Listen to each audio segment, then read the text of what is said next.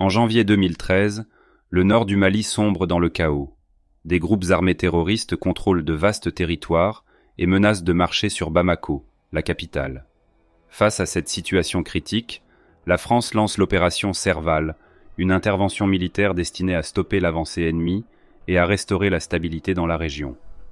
Parmi les cibles prioritaires identifiées par le renseignement, un camp retranché dans une zone montagneuse sert de centre de commandement et de stockage d'armes pour les terroristes. Protégé par des défenses naturelles et des missiles solaires portables, MANPADS, ce camp représente un défi de taille. La mission d'éliminer cette menace est confiée aux Rafales de l'armée de l'air française, appuyée par des alliés internationaux. 2 Rafales décollent dans la nuit, équipés de bombes guidées GBU-12 et du pod de désignation laser Damoclès, capables de frapper avec une précision chirurgicale. Pendant leur approche, des drones américains MQ-9 Reaper survolent la zone, transmettant en temps réel des images des cibles et des positions ennemies. En soutien, un ravitailleur KC-135 américain assure l'autonomie des avions français.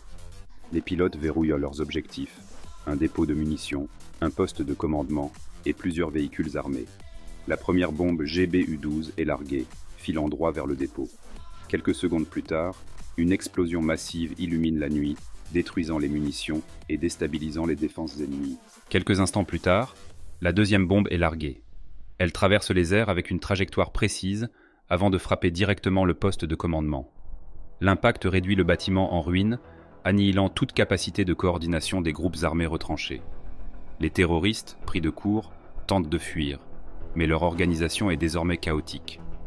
Dans la foulée, les forces spéciales françaises avancent rapidement sur le terrain. Elles sécurisent la zone, neutralisant les dernières poches de résistance.